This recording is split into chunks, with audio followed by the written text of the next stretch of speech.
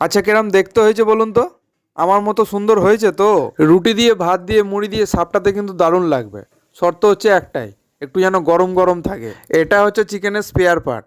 কেউ বলে ছাঁট, কেউ বলে স্পেশাল। গল্পটা কিছুটাই লোটে মাছের মতো, খায় কিন্তু অনেকেই, কিন্তু স্বীকার করতে না থাক। ভালোভাবে পরিষ্কার করে জল দিয়ে ধুয়ে হলুদ গুঁড়ো, লঙ্কার গুঁড়ো, ধনে গুঁড়ো, সর্ষের তেল দিয়ে মাসাজ করে ভালো করে মাখিয়ে নিয়ে রেস্টে রেখে দিতে হবে আধ ঘন্টার মতো। হ্যাঁ, অবশ্যই ঢাকনা দিয়ে রাখতে হবে। তারপর পেঁয়াজটাকে ভালোভাবে কুচিয়ে নিতে হবে। আচ্ছা, আদা রসুনটাকে সিলে ফেলে বাটার আগে এমনভাবে ঠুকে নিতে হবে যেন একজন রাজ্যের মুখ্যমন্ত্রী আর একজন দেশের প্রধানমন্ত্রী। আচ্ছা, কড়াতে দেওয়া সর্ষের তেলটা গরম হয়ে গেলে এবার দিয়ে দিতে হবে তেজপাতা, তারপর শুকনো লঙ্কা ফোড়ন, তারপর দিতে হবে কুচনো পেঁয়াজ। পেঁয়াজটা হালকা ভাজা ভাজা হয়ে গেলেই আদা রসুন বাটাটা দিয়ে মশলা মাখিয়ে রাখা মুরগির ছাঁটটাকে কড়াই তুলে দিতে হবে। আচ্ছা, এর মাঝখানে একটা টমেটো ঠুসে দিলে কিন্তু মন্দ হয় না।